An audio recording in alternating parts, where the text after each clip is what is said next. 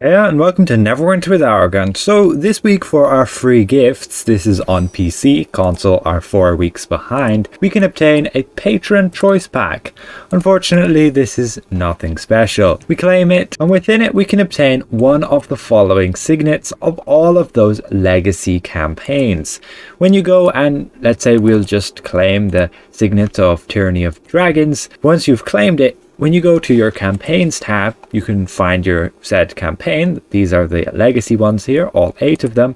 We can go to our Tyranny of Dragons and you can click use here so long as it's within your inventory. And once you've used it, you can see you have to confirm. Once that is active, everything that costs these items to obtain, for example, these boon points, everything will cost a half less. So you'll be able to get through these campaigns twice as fast. Now you can create these signets from your other characters and so on. It'll cost you a bunch of the currency along with 50,000 astral diamonds. So it's something you can do once you've already grinded the campaign out on one character. In my opinion, these campaigns should just be account wide. There's no reason to go and force people to regurgitate the same content again. In my opinion, it's just a bit frustrating and I really dislike it personally. Now with that, we also have a pretty big patch with a whole bunch of changes, and many of them I've already gone over in previous videos. There'll be some links in the description, and the big impact that has happened is the change to your Xuna companion. Her damage of her bloodbath has been greatly decreased, as I've shown in a previous video. Along with the cold iron warrior, its spinning steel is absolutely butchered, and we also have the abyssal chicken where it has its swarm ability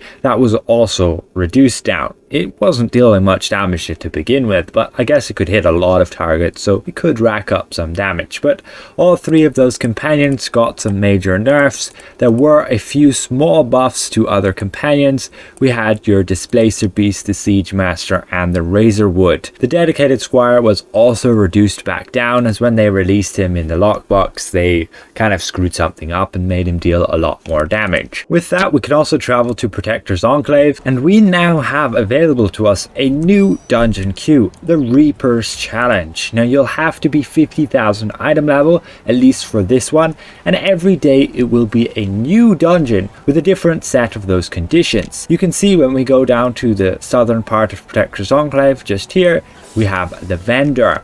He's just there on the map, as you can see me, and he has a store which every day once you complete this queue, today it's Castle Ravenloft, with the conditions of not using consumables, no artifact powers, and no health regen. Now you can see this is the store, and we can obtain some pretty neat rewards. Unfortunately, no insignias. Now we can obtain a legendary mount choice pack, a legendary companion choice pack, even our epic mount collar choice pack, and this is specifically only available on the Zen market, so that's a very nice option there. However, they will cost a lot and they'll require you to do a lot of daily grinding. Every day you complete this and you obtain only 1 Reaper's Mark, even if you complete it multiple times. And you can see you'll need 25 for those epic mount collars and 30 for a legendary companion or mount choice pack. So you've also got some unique titles right here. I am the Reaper, Bathed in Blood, and Defiler of Death. Each of those you're going to have to go and actually complete it a certain amount of times. 50 times for the legendary one, 10 times for the blue one, and 25 times for the epic one.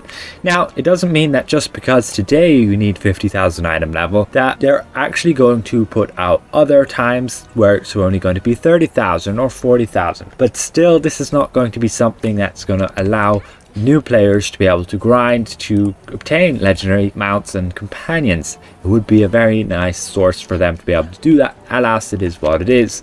Now we also have a whole bunch of other changes. For example, Echoes of Prophecy was made a whole lot easier to grind.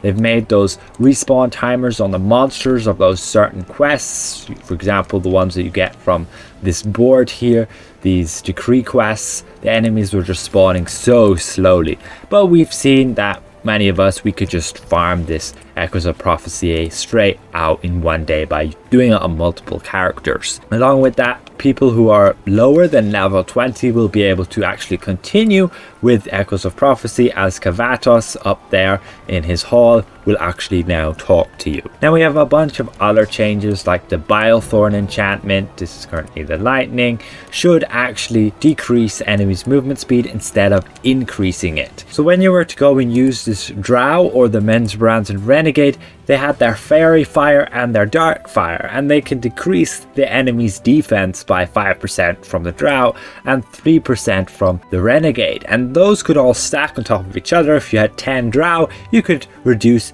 the enemy's defense by 50%. That is fixed now, so no longer will that meta be in store. Now a bunch of these dungeons, they've went and changed their difficulties, made some fixes. In Castle Never, they've made it easier because with those lines that pull you together and deal damage, they'll repel you first. In Fanbreaker Island, they made it so that the last boss now will actually walk around and no longer have a chance to focus on Catibri, who is outside the arena, and then should just do nothing for the entire fight. In Lair of Lostmouth, they went and made it a bit harder by making it so that the bosses actually work properly. You can't like knock them around. And as for your Rise of Tiamat, they made it a little bit easier and forgiving with regards to the damage output. For your Trial Shores of Turn, they've made it a little bit easier, and also your Spell Plague Caverns. For the first boss, he has less HP but does more damage, and for the last boss, they've made it so that she has more HP and more damage, but she will also actually make it easier to remove your curse by making sure she'll do that stone eye before she phases and has the tentacles. That could be very annoying and cause you to die because she wouldn't do the eye to remove your curse. Now with this Wondrous Bazaar, we can see this is the preview, but on the live you can see there'll be no longer that change appearance token. You won't be able to buy it directly from here anymore. You'll have to head over in Protector's Enclave down to here to the Tower of Alteration. That's just around this corner here, and we can see this wonky tower here, and within it you can go and speak to the Alteration Wizard, and you could change up your appearance and so on. If I wanted to change my tattoo, you can change up as many things as you want, but when you want to apply those changes, you can see it'll cost you 200,000 Astral Diamonds, or one of those tokens if you have one from previously. Now from this new lockbox, the Reconnaissance lockbox, we were able to go and obtain this legendary class companion choice pack. Now each of those companions, once you actually use them, you weren't able to claim them from the promo tab anymore, but now you should be able to do so. It was a bug. For example, we can claim the Diva companion there now. Also on the Zen market, again this is the preview so nothing's really here, but these retraining tokens will be removed. On the previous server you can just get them for free. This is going to prompt people to actually have to spend Astral Diamonds to retrain your powers instead of these tokens.